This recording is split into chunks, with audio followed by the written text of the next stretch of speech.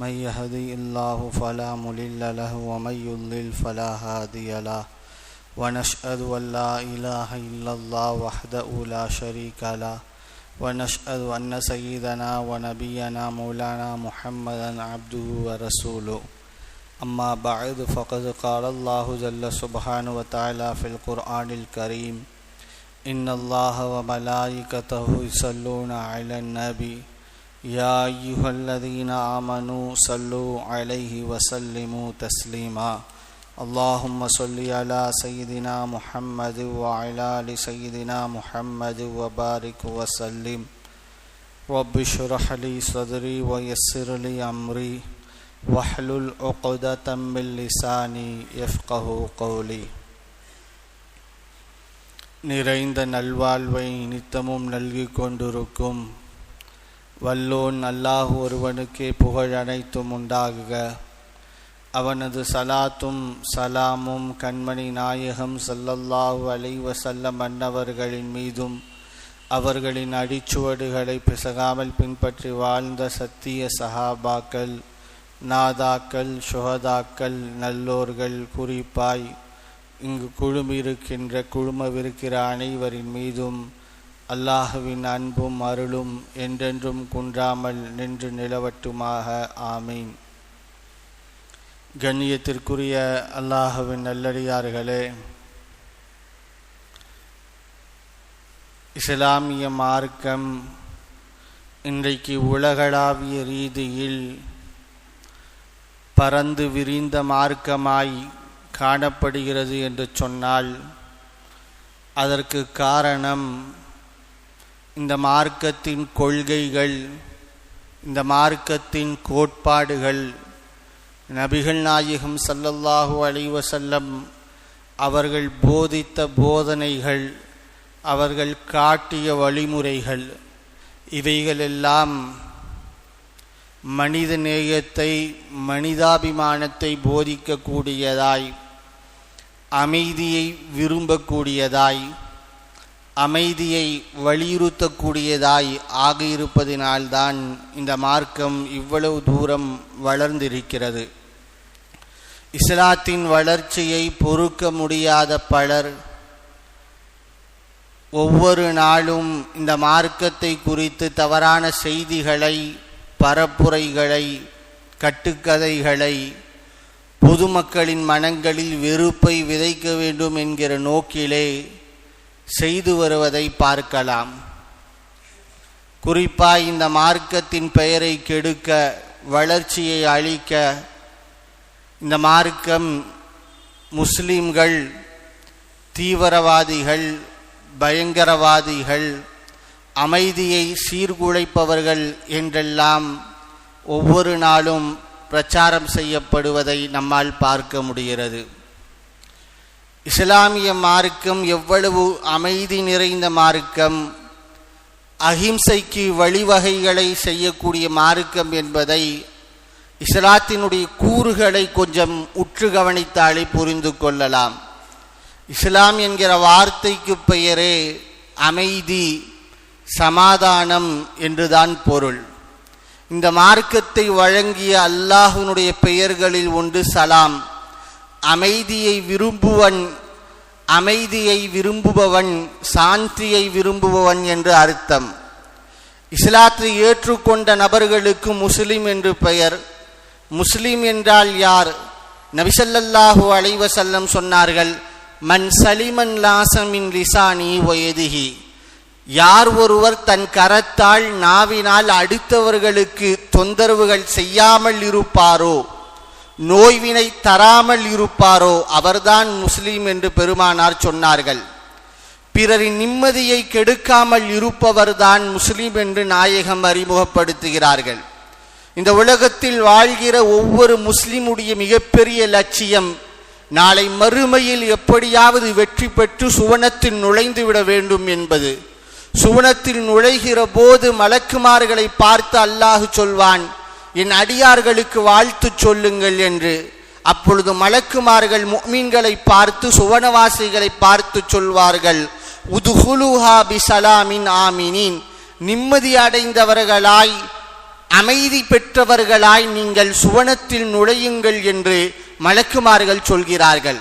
அந்த சுவனத்தினுடைய பெயர்களில் ஒன்று தாருஸ்ஸலாம், அமைதி நிலவும் வீடு என்று அர்த்தம். லஹும் தாருஸ்ஸலாம் இந்த ரப்பிஹிம், அவர்களுக்காக வேண்டி அவர்களுடைய ரப்பிடத்திலே தாருஸ்ஸலாம் என்கிற சுவனம், அமைதி நிலவும் வீடு என்கிற சுவனம் இருக்கிறது என்று குர்ஆனிலே அல்லாஹ் சொல்வதை பார்க்கலாம். இப்படி இஸ்லாத்தின் கூறுகளை எதை தொட்டாலும் எதை எடுத்தாலும் அது அமைதியை வலியுறுத்தக்கூடியதாய், அமைதியை போதிக்கக்கூடியதாய் இருக்குமே ஒழிய இந்த மார்க்கத்தில் எந்த இடத்திலும் சண்டைகளை குறித்தோ சச்சரவுகளை குறித்தோ அடுத்தவர்களை காயப்படுத்துவதை குறித்தோ இங்கே போதிக்கப்பட்டிருக்காது. சொல்ல போனால் தீவிரவாதத்தை கண்டித்தும் பயங்கரவாதத்தை கண்டித்தும் பிறரை காயப்படுத்துவதை கண்டித்தும் தான் இந்த மார்க்கத்தினுடைய எல்லா செய்திகளையும் அமைந்திருக்கும். திருக்குர்ஆனில் அல்லாஹ் சொல்லக்கூடிய ஒரு வார்த்தை, வகூலு லின்னாஸி கௌலன் ஹஸனா, மக்களிடத்தில் நீங்கள் பேசினால், பிறரிடத்தில் நீங்கள் பேசினால் உங்கள் பேச்சு அழகாக இருக்கட்டும் என்கிறான், மென்மையாக இருக்கட்டும் என்கிறான். தொல்ஹத் இப்னு உமர் என்கிற ஒரு அறிஞர், அத்தா என்கிற அறிஞருக்கு இவர் வேலை செய்து வந்தார். அந்த அத்தா என்கிற மிகப்பெரிய அறிஞரை பார்க்க தினமும் நிறைய மக்கள் அவருடைய வீட்டின் முன்பு கூடுவார்கள். அவர்களை எல்லாம் சரி செய்வது, ஒவ்வொருவராய் உள்ளே அனுப்புவதுதான் இவருடைய வேலை, தொல்ஹா அவர்களுடைய வேலை. தொல்ஹா ஒரு நாள் அத்தா இடத்தில் கூறுகிறார், உங்களை பார்ப்பதற்காக தினசரி நிறைய மக்கள் வருகிறார்கள். ஒவ்வொருவரும் ஒவ்வொரு மனோநிலையில் இருக்கிறார்கள், குணாதிசயத்தில் இருக்கிறார்கள். ஆனால் நானுமோ சட்டென்று கோபப்படக்கூடிய மனிதனாய் இருக்கிறேன். அவர்களின் குணங்களை பொறுக்க முடியாமல் சில நேரங்களில் தகாத வார்த்தைகளை, கடும் சொற்களை நான் பயன்படுத்தி விடுகிறேன் என்று தன்னை குறித்து ஒரு ஏதாச்சும் அறிவுரை சொல்வார்கள் என்பதற்காக கேட்கிறார். உடனே அத்தா அவர்கள் சொல்கிறார்கள், லா தஃஅல், இனிமேல் இப்படி கடுமையான வார்த்தைகளை நீ பேசாதப்பா. ஏன் தெரியுமா? அல்லாஹ் குர்ஆனில் சொல்கிறான், கூலு லின்னாஸி ஹுஸ்னா, நீங்கள் மக்களிடத்தில் பேசுகிற போது மென்மையோடு பேசுங்கள், அழகாக பேசுங்கள் என்று சொல்கிறான். அல்லாஹ் இங்கே தன்னுடைய வசனத்தில் பயன்படுத்தக்கூடிய வார்த்தை நாஸ், மக்கள். இங்கே முஸ்லிம்களிடத்தில் பேசுகிற போது என்று கூட சொல்லல, மக்களிடத்தில் பேசுகிற போது என்று சொன்னால் அதில் முஸ்லிம்களும் அடங்குவார்கள், யூதர்களும் அடங்குவார்கள், கிறிஸ்துவர்களும் அடங்குவார்கள். பிற சமுதாயத்தினரிடத்தில் பேசுகிற போது கூட உன் வார்த்தைகள் தடித்த வார்த்தைகளாய் இருந்துவிடக் கூடாது என்றால், என்னை பார்க்க வருபவர்கள் எல்லோரும் முஃமின்கள், தௌஹீதை ஏற்றுக்கொண்டவர்கள், அவர்களிடத்தில் எவ்வளவு தூரம் நீ மென்மையோடு நடந்து கொள்ள வேண்டும், அழகான சொற்றொடர்களை பயன்படுத்த வேண்டும் என்பதை புரிந்து கொள் என்பதாய் அத்தா அவர்கள் உபதேசம் செய்ததை பார்க்கிறோம். இங்கே கவனத்தில் நாம் கொள்ள வேண்டிய செய்தி, இஸ்லாமிய மார்க்கம் கத்தி எடுத்து சண்டை போடாத என்று மாத்திரம் சொல்லவில்லை, உன் வார்த்தைகளில் கூட வன்முறை வந்துவிடக் கூடாது, உன் வார்த்தைகள் கூட அடுத்தவர்களை, பிற மத சகோதரர்களை காயப்படுத்துவதாய், புண்படுத்துவதாய் அமைந்துவிடக் கூடாது என்பதைத்தான் வகூலு லின்னாஸி ஹுஸ்னா, மக்களிடத்தில் அழகான முறையில் பேசுங்கள் என்கிற அந்த வசனத்தினுடைய அர்த்தமாயிருக்கும். ஆயிஷா ரலியல்லாஹு அன்ஹா அவர்கள் கூறுகிறார்கள், நாயகத்தை பார்த்த ஓ யூதர்களுடைய கூட்டம், யூதர்களுடைய ஒரு குழுவினர் வந்தார்கள். அந்த யூத குழுவினர் பெருமானார் வீட்டின் முன்பு நின்று கொண்டு நாயகத்தை பார்த்து சொன்னார்கள், அஸ்ஸாமு அலைக் என்றார்கள். அஸ்ஸலாமு அலைக்கு என்றால் உன் மீது அமைதி நிலவட்டும், சாந்தி நிலவட்டும் என்ற அர்த்தம். அஸ்ஸாமு அலைக்கு என்றால் நீ மௌத்தா போ, மரணம் உண்டாகட்டும் என்ற அர்த்தம். இந்த வார்த்தையின் பொருள் உணர்ந்த அன்னை ஆயிஷா ரலியல்லாஹு அன்ஹா சற்றென்று கோபப்பட்டவர்களாய் பேசினார்கள். யாரை பார்த்து மௌத்தா போ என்று சொல்கிறாய்? நீ மௌத்தா போ, உன் மீது அல்லாஹ்வின் சாபம் உண்டாகட்டும், உன் மீது அல்லாஹ்வின் கோபம் உண்டாகட்டும் என்று அன்னை ஆயிஷா அவர்கள் பேச, நபி ஸல்லல்லாஹு அலைஹி வஸல்லம் பக்கத்துல இருந்து சமாதானப்படுத்துறாங்க, பொறுமா, ஏன் அவசரப்படுற, ஏன் அவசரப்படுற, உனக்கு தெரியாதா? இன்னல்லாஹ யுஹிப்புர் ரிஃப்க ஃபில் அம்ரி குல்லி, அல்லாஹ் எல்லா காரியங்களிலும் மென்மையோடு நடப்பதை, நளினமாக நடப்பதை பிரியப்படுகிறான். தடித்த வார்த்தைகள் எதுக்கு என்று பெருமானார் ஆசுவாசப்படுத்துகிறார்கள். அன்னை ஆயிஷா கேட்டார்கள், நாயகமே, அவலம் தஸ்மஅ மா காலு, அவங்க என்ன சொன்னாங்க நீங்க கேட்கலையா? எப்படிப்பட்ட வார்த்தைகளை பிரயோகப்படுத்தினார்கள் என்று நீங்கள் பார்க்கவில்லையா? என்ன சாந்தப்படுத்துறீங்களே என்று அன்னை ஆயிஷா கேட்டபோது ஸல்லல்லாஹு அலைஹி வஸல்லம் சொன்னாங்க, நான் தான் வஅலைக்கும் என்று சொல்லிவிட்டேனே, என்னை பார்த்து என்ன சொன்னீர்களோ அது உங்கள் மீது உண்டாகட்டும் என்று ஒற்றை வார்த்தையில் முடித்து விட்டேனே, தடித்த வார்த்தைகள் எதற்கு என்று பெருமானார் ஸல்லல்லாஹு அலைஹி வஸல்லம் அங்கே தன் மனைவியை திருத்தினார்கள் என்கிற செய்திக்கு பின்னால் தனக்கு முன்னால் எவ்வளவு மோசமானவன் நின்றாலும் அவன் பேசுகிறான் என்பதற்காக பதிலுக்கு கூட நாயகம் பேசுபவர்களாக இல்லை. சொல்ல போனால் அப்படி பேசுபவர்களை திருத்துபவர்களாக நபிகள் நாயகம் இருந்திருக்கிறார்கள். தடித்த வார்த்தைகளை கொண்டு கடுமையான சொற்றொடர்களை பயன்படுத்தி அடுத்தவர்களை மனதை புண்படுத்துவதை காயப்படுத்துவதை கூட விரும்பாத ஒரு மார்க்கம். கத்தி எடுத்து அடுத்தவர்களை வெட்டு, கத்தி எடுத்து அடுத்தவர்களை குத்து, துப்பாக்கியால் அடுத்தவர்களை சுட்டுக்குவி, குண்டு வீசி பொதுமக்களை அப்பாவி மக்களை பழிகொடு என்று பயங்கரவாதத்தை எப்படி தூண்டக்கூடிய மார்க்கமாயிருக்கும். இந்த மார்க்கத்தின் எந்த கருத்துக்களை எடுத்துக்கொண்டாலும் சவால் விட்டு சொல்லலாம், எந்த மனிதராலும் பயங்கரவாதத்தை தூண்டுகிற ரீதியில் ஒரு கருத்தை கூட எடுத்து காண்பித்து விட முடியாது. மாறாய் அமைதியை சார்ந்து சாந்தியை நிலைநாட்டக்கூடிய அகிம்சையை நிலைநாட்டக்கூடிய கருத்துக்களைத்தான் இந்த மார்க்கத்தில் முழுவதாய் நம்மால் பார்க்க முடியும். நபிகள் நாயகம் ஸல்லல்லாஹு அலைஹி வஸல்லம் அவர்களை பார்த்து அல்லாஹ் சொல்கிற வார்த்தை, வ இன் ஜனஹு லிஸ்ஸல்மி ஃபஜ்னஹ் லஹா, உங்களை சமாதான உடன்படிக்கைக்கு அழைத்தால் நீங்கள் அதுக்கு உடன்படுங்கள் என்று அல்லாஹ் சொல்கிறான். சண்டையா சமாதானமா என்கிற இரண்டு விஷயங்கள் வந்தால் ஒரு முஸ்லிம் கையில் எடுக்க வேண்டிய விஷயம் சமாதானமாய் போக வேண்டும், உடன்பட்டு போக வேண்டும், அமைதியை ஒத்து போக வேண்டுமே ஒழிய சண்டையிட்டு கொண்டு இருக்கக்கூடாது என்று மார்க்கம் சொல்கிறது. சில நேரங்களில் சமாதானம் செய்கிற போது அதற்கு உடன்பட்டு போகிற போது சில உரிமைகளை கூட நீங்கள் இழப்பதற்கு நேரிடலாம். உங்களுக்கு எதிராக கூட அந்த உடன்படிக்கை இருக்கலாம். அதை காரணம் காட்டி கூட அதை நீங்கள் அந்த சமாதானத்தை தட்டி கழித்து விடாதீர்கள் என்று நபி ஸல்லல்லாஹு அலைஹி வஸல்லம் வாழ்ந்து காட்டினார்கள். வரலாற்று பிரசித்தி பெற்ற மிகப்பெரிய உடன்படிக்கை, அமைதிக்கு பெயர் போன உடன்படிக்கை, ஹிஜ்ரி 6ஆம் ஆண்டு நடந்த ஹுதைபியா உடன்படிக்கை. நபி ஸல்லல்லாஹு அலைஹி வஸல்லம் அவர்கள் தங்களும் தன்னுடைய அருமை தோழர்களும் காபாவை தவாப் செய்வதை போன்ற கனவு கண்டார்கள். தோழர்களிடத்தில் சொன்னார்கள். எல்லோரும் மகிழ்ச்சியுற்றார்கள். அந்த வருடமே 1400 சஹாபிகள் மக்காவை நோக்கி போனாங்க. போகிற வழியிலே ஹுதைபியா என்கிற இடத்தில் தடுத்து நிறுத்தப்பட்டார்கள். பல்வேறு கட்ட பேச்சுவார்த்தைகளுக்கு பின்னால் சுஹைல் என்கிற ஒரு மனிதர் மக்காவின் தரப்பில் இருந்து வருகிறார். சமாதான உடன்படிக்கை நடக்கிறது. பல்வேறு விஷயங்கள் முஸ்லிம்களுக்கு பாதகமாயிருந்தது, சாதகமாயில்லை. ஆரம்பத்திலேயே எதிர்ப்புகளை பதிவு செய்தார், குறுக்கீடுகளை செய்தார். நபி ஸல்லல்லாஹு அலைஹி வஸல்லம் அலி ரலியல்லாஹு அன்ஹு அவர்களை எழுத சொன்னார்கள். பிஸ்மில்லாஹிர் ரஹ்மானிர் ரஹீம் என்று எழுத துவங்கினார். கேட்டார் சுஹைல், ரஹ்மான் யார், ரஹீம் யார், அல்லாஹ் யார்? எங்களுக்கு அப்படி என்றால் ஒன்றும் தெரியாது. பிஸ்மிக் அல்லாஹும்ம, இறைவனின் திருப்பெயரால் என்று எழுதுங்கள் என்று சொல்ல அலி ரலியல்லாஹு அன்ஹு அழித்து விட்டு எழுதினார்கள். அடுத்த வார்த்தை முஹம்மது ஸல்லல்லாஹு அலைஹி வஸல்லம் அல்லாஹ்வுடைய தூதரிடம் செய்யப்படக்கூடிய ஒப்பந்தம் என்று எழுதுகிறார்கள். அப்பொழுது ஒரு குறுக்கீடு செய்தார். இவரை அல்லாஹ்வின் தூதர் என்று நாங்கள் ஏற்றுக்கொண்டால் உங்களுக்கும் எங்களுக்கும் சண்டை கிடையாது. மக்காவில் நுழைவதை விட்டும் தடுக்க மாட்டோம், தவாப் செய்வதை விட்டும் தடுக்க மாட்டோம், உங்களிடத்தில் போர் செய்ய மாட்டோம், யுத்தம் செய்ய மாட்டோம். அதில் தான் பிரச்சனை. ரசூலுல்லா என்கிற வார்த்தையை அழி என்கிறான் சுஹைல். பெருமானார் அழிக்க சொல்கிறார்கள். அலி ரலியல்லாஹு அன்ஹு மனம் வரல, நாயகமே அந்த வார்த்தையை அழித்தார்கள். இப்படி உடன்படிக்கையின் துவக்கத்தில் இருந்து நிறைய குறுக்கீடுகள், முழுக்க முஸ்லிம்களுக்கு எதிரான செயல்பாடுகள் நடந்து கொண்டே இருந்தது. உடன்படிக்கை போடப்பட்டது. இந்த வருஷம் வந்தவங்க எல்லோரும் கிளம்பி மீண்டும் மதீனாவுக்கு போயிடணும். அடுத்தவரிடம் வர வேண்டும். 3 நாட்கள் தான் தங்குவதற்கு அனுமதி. எந்த ஆயுதத்தையும் எடுத்துட்டு வரக்கூடாது, எந்த ஆயுதத்தையும் எடுத்து வரக்கூடாது.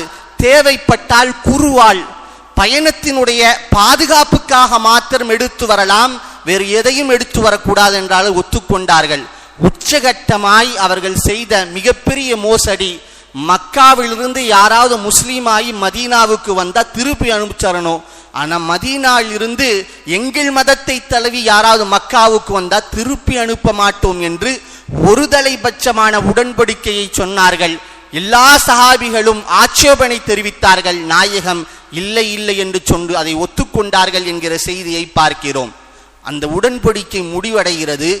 அபூ ஜந்தல் என்கிற ஒரு சஹாபி மக்காவிலே முஸ்லிமாயி இஸ்லாத்தை தழுவி வாழ்ந்து வருகிறார். கை விலங்கு கட்டிடப்பட்டிருக்கிறது.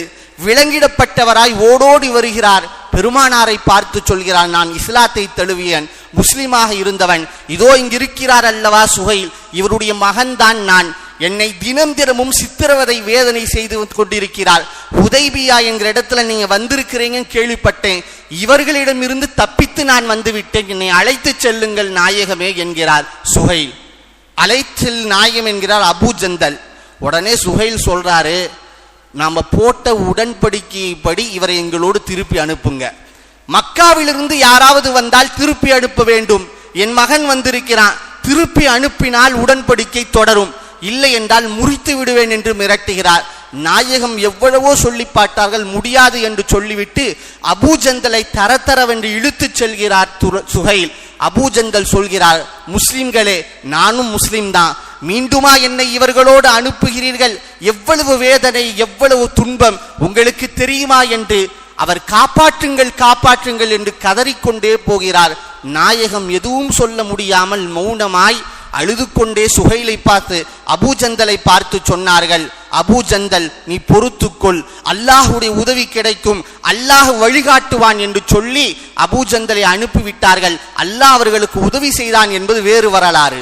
இங்க செய்தி என்னன்னா, இவ்வளவு இக்கட்டான நிர்பந்தமான சூழ்நிலைகள் ஏற்பட்ட போதும், முஸ்லிம்களுக்கு எதிரான பல்வேறு முன்னெடுப்புகள் அங்கே செய்யப்பட்ட போதும், ஒரு தலைபட்சமாய் உடன்படிக்கை இருந்த போதும் பெருமானார் அந்த உடன்படிக்கையை முறிக்கல. காரணம் என்னன்னா, இந்த உடன்படிக்கை நிறைவேறிவிட்டால் 10 ஆண்டு காலம் போர் நிறுத்தம். அதுவரைக்கும் யுத்த பூமியாயிருந்த அரபுலகம், ரத்தம் சிந்துகிற பூமியாயிருந்த அரபுலகம், அதற்கு பின்பாய் ரத்தத்தை பார்க்காத நிம்மதி தவழுகின்ற மகிழ்ச்சி தவழுகின்ற பூமியாய் இந்த பூமி மாறும் என்பதற்காகவே நாயகம் எல்லாவற்றையும் சகித்து போனார்கள். பெருமானார் எவ்வளவு இறங்க முடியுமோ அவ்வளவு இறங்கி போனார்கள். நாயகத்தின் இடத்தில் இந்த வரலாற்றில் இந்த உலகத்தில் வேறொரு தலைவர் இருந்திருந்தால் இப்படிப்பட்ட ஒரு உடன்படிக்கை நிறைவேறிக்குமா என்றால் கண்டிப்பாய் நிறைவேறி இருக்கிறாது. அமைதியை நிலைநாட்ட வேண்டும் என்பதற்காக, அகிம்சையை நிலைநாட்ட வேண்டும் என்பதற்காகவே நபி ஸல்லல்லாஹு அலைஹி வஸல்லம் இப்படிப்பட்ட உடன்படிக்கையை செய்தார்கள் என்கிற செய்தியை பார்க்கிறோம். இப்படி இந்த மார்க்கம் நபிகள் நாயகம் ஸல்லல்லாஹு அலைஹி வஸல்லம் அமைதிக்கு என்னவெல்லாம் செய்ய முடியுமோ அதுவெல்லாம் செய்திருக்க, பயங்கரவாதிகள் என்று முஸ்லிம்களை பார்த்து பேசப்படுகிறது. தொடர்ந்து இஸ்லாமியர்களை குறிவைத்து தீவிரவாதிகள் என்கிற பிரச்சாரம் முன்னெடுக்கப்படுவதை பார்க்கலாம். அந்த வரிசையில் தான் இன்றைக்கு ஒரு 2-3 நாட்களுக்கு முன்பாய் செவ்வாய்க்கிழமை காஷ்மீரிலே நடந்த பயங்கரவாத தாக்குதலும் அந்த அடிப்படையில் தான் இன்றைக்கு பரப்புரைகள் பரப்பப்படுகின்றன. காஷ்மீரிலே பெஹல்காம் என்கிற இடத்துக்கு பக்கத்தில் உள்ள ஒரு சுற்றுலா தலம், அந்த இடத்துல ஒரு 2:45 மணிக்கு மதிய வேளையிலே தீவிரவாதிகள் குதிக்கிறார்கள். அப்பாவி பொதுமக்களை சுட்டு குவிக்கிறார்கள். 28 நபர்கள் இதுவரைக்கும் இறந்திருப்பதாக தகவல். இப்படி ஒரு கோரமான சம்பவம் நடந்திருக்கிறது. அந்த செயலை செய்தவர்கள், அந்த பயங்கரவாதிகள், தீவிரவாதிகள் கண்டிப்பாய் மரண தண்டனை கொடுக்கப்பட வேண்டியவர்கள் என்பதில் எந்தவிதமான சந்தேகமும் கிடையாது. ஆனால் ஒரு சமுதாயத்தை சார்ந்த, ஒரு மதத்தை சார்ந்த ஏதோ ஒரு சில நபர்கள், ஒரு குறிப்பிட்ட குழுவினர்கள் மடத்தனமாய் தற்குறித்தனமாய் நடந்து கொண்டிருக்க, அதை பார்த்து ஒட்டுமொத்த முஸ்லிம்களின் மீதும் மதத்தின் மீதும் தீவிரவாதம் என்கிற ஒரு குற்றச்சாட்டை வைப்பது, ஒரு பழியை சுமத்துவது என்பது எந்த விதத்தில் நியாயம் என்று நாம் யோசித்து பார்க்க கடமைப்பட்டிருக்கிறோம். சொல்ல போனால் இந்த நிகழ்வு நடந்ததும் எத்தனை பரப்புரைகள், பொய்யான பிரச்சாரங்கள் முன்னெடுக்கப்பட்டது. இந்த நாட்டினுடைய பாதுகாப்புத்துறை அமைச்சர் பேசுகிறார், குறிப்பிட்ட மதத்தை குறிவைத்து தாக்குதல் நடத்தப்படுகிறது என்று பேசுகிறார். எதை வைத்து பேசுகிறார்? என்ன உள்நோக்கம் அவருக்கு? இந்துக்களை குறிவைத்து இந்த தாக்குதல் நடத்தப்பட்டிருக்கிறது என்று இஸ்லாமியர்களை மீது வெறுப்பை திணிப்பது விதமாய் அவர் பேசிக் கொண்டிருக்கிறார். மேற்கு வங்கத்தை சார்ந்த பிஜேபியினுடைய தலைவர் பேசுகிறார். இந்த நாட்டிலே இந்துக்களுக்கு பாதுகாப்பு இல்லை என்கிறார். இந்த நாட்டிலே இந்துக்கள் கொன்று குவிக்கப்படுகிறார்கள் என்கிற வெறுப்பு பிரச்சாரத்தை முன்னெடுக்கிறார். இவர்களுக்கெல்லாம் ஒத்தூதுகிற ரீதியில் வளமை போல் மீடியாக்களும் என்ன தெரியுமா எடுத்தோனே சொன்னாங்க, தீவிரவாதிகள் இறங்கினார்கள், ஒவ்வொருவரிடத்திலும் விசாரணை நடத்தினார்கள், பேரை கேட்டாங்க, யாரெல்லாம் இந்து பேரை சொன்னாங்களோ அவர்களை கொண்டார்கள், கத்னா செய்யப்பட்டிருக்கிறதா என்று பார்த்து பார்த்து கொண்டார்கள் என்கிற முழுக்க முழுக்க பொய்யான பிரச்சாரங்கள் இன்றைக்கு முன்னெடுக்கப்பட்டிருப்பதை பார்க்கிறோம். ஆனால் உண்மை என்னவென்றால் எந்த தீவிரவாதியும் யாரையும் விசாரிக்கல. அந்த கலவரத்திலே அந்த வன்முறையிலே பாதிக்கப்பட்ட மக்கள் பேசுகிறார்கள். யாரும் வந்து எங்களிடத்தில் பேர் கேட்கவில்லை. தூரத்திலிருந்து மரத்திற்கு பின்னால் ஒளிந்து கொண்டு தீவிரவாதிகள் சுட்டார்கள். இங்கே நிறைய பேர் உயிரிழந்து போனார்கள் என்கிற உண்மையை போட்டு உடைக்கப்பட்டிருக்கிறது. இன்றைக்கு சமூக வலைத்தளங்களிலே பரவலாய் வந்து கொண்டிருப்பதை பார்க்கலாம். சொல்ல போனால் இன்றைக்கு இந்த கலவரத்திலே இந்த வன்முறையிலே பயங்கரவாத தாக்குதலை முழுக்க முழுக்க உதவி செய்தவர்கள் காஷ்மீரிலே வாழக்கூடிய இஸ்லாமியர்கள், நம்முடைய சகோதரர்கள். அங்கு வாழக்கூடிய ஒவ்வொரு முஸ்லிமும் உதவி செய்திருக்கிறார். ஒரு ஆதில் ஹுசைன் என்கிற ஒரு இஸ்லாமியர் குதிரையொட்டி தன்னுடைய பிழைப்பை நடத்தி வரக்கூடிய அவர் அங்கு தீவிரவாத தாக்குதல் நடைபெற்று கொண்டிருக்கும் போது ஓடோடி வருகிறார். எதிரிகளின் கரங்களிலிருந்து AK-47 பிடுங்க முற்படுகிறார். அப்பாவி மக்களை காப்பாற்ற வேண்டும் என்கிற எண்ணம் அந்த செயலை செய்ய தூண்டுகிறது. வீரத்தோடு செயல்படுகிறார். கடைசியாய் குண்டுக்கு இரையாய் போய் மௌத்தாய் போகிறார், ஷஹீதாய் போகிறார். அவரை பெற்றெடுத்த தாயும் சகோதரியும் கதறுகிறார்கள், அழுகிறார்கள். எங்களுக்கு இருந்தது ஒரே ஒரு மகன், வியாபாரத்திற்காக போனான், சடலமாய் திரும்பி வந்தான் என்று அழுகிறார்கள். அதை பார்க்கக்கூடிய யாவரும், மனசாட்சி உள்ள எந்த மனிதரும் இஸ்லாமியர்கள் மீது குறை சொல்ல மாட்டார்கள். அவ்வளவு உன்னதம் நிறைந்த செயலை செய்திருக்கிறார். அவர் செய்த தியாகம் என்பது வெறுமனை காப்பாற்றுவதற்காக மாத்திரமல்ல, தொடர்ந்து இந்த மார்க்கத்தின் மீது சுமத்தப்பட்டு வருகின்ற குற்றச்சாட்டை துடைக்க வேண்டும் என்பதற்காகவே இப்படிப்பட்ட ஒரு வீர செயலை செய்திருக்கிறார் என்று பார்க்கிறோம். ஒரு பெண்மணி வந்து சொல்கிறார், பாதிக்கப்பட்ட பெண்மணி, என் கணவரை கொன்று குவித்து விட்டார்கள், சுட்டு விட்டார்கள், நான் மாட்டிக்கொண்டிருந்தேன். 2 நபர்கள், 2 வாலிபர்கள் பிஸ்மில்லா பிஸ்மில்லா என்று சொல்லிக் கொண்டு ஓடோடி வந்தார்கள். எங்களை பிடித்து கொண்டு வந்து இந்த இடத்துல பாதுகாப்பா விட்டு சென்றார்கள். இதோ என் பக்கத்தில் இருக்கிறார்ல பாய், இவர் தான் என்ன மேல கூட்டிட்டு போனாரு, பத்திரமா என் உடைமைகளை கொண்டு வந்து கொடுத்து விட்டார் என்றெல்லாம் பேசுகிறார்கள். காஷ்மீருக்கு போயிட்டு அந்த தாக்குதல்களுக்கு உள்ளாகிவிட்டு பாதிக்கப்பட்டு வந்த அத்தனை நபர்களும் சொல்லக்கூடிய வார்த்தை, இதுவரைக்கும் காஷ்மீரிகள் என்றாலே தீவிரவாதிகள், பயங்கரவாதிகள் என்கிற பிம்பம் உருவாக்கப்பட்டிருந்ததல்லவா, முழுவதுமாய் உடைக்கப்பட்டிருக்கிறது. முஸ்லிம்கள் நல்லவங்க, காஷ்மீரில் வாழக்கூடிய மக்கள் மனிதாபிமான மக்கள், உதவுகின்ற மனப்பான்மையுடைய மக்கள் என்கிற எல்லா செய்திகளும் வரக்கூடிய விஷயங்களை நாம் பார்க்கிறோம். திருக்குரானில் அல்லாஹ் சொல்லக்கூடிய வார்த்தை, யுரீதுனல் யுத்ஃபிஉ நூரல்லாஹி பிஅஃவாஇஹிம் வல்லாஹு முத்திம்மு நூரிஹி வலவ் கரிஹல் காஃபிரூன்.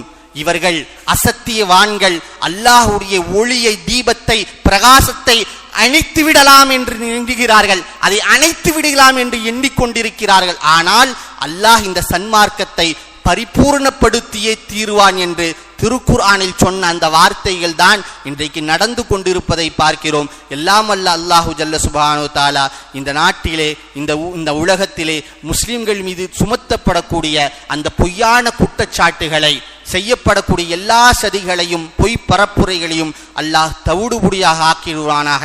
இந்த உலகத்தில் எல்லா மக்களுக்கும் பாதுகாப்பான வாழ்வை தந்தருள்வானாக.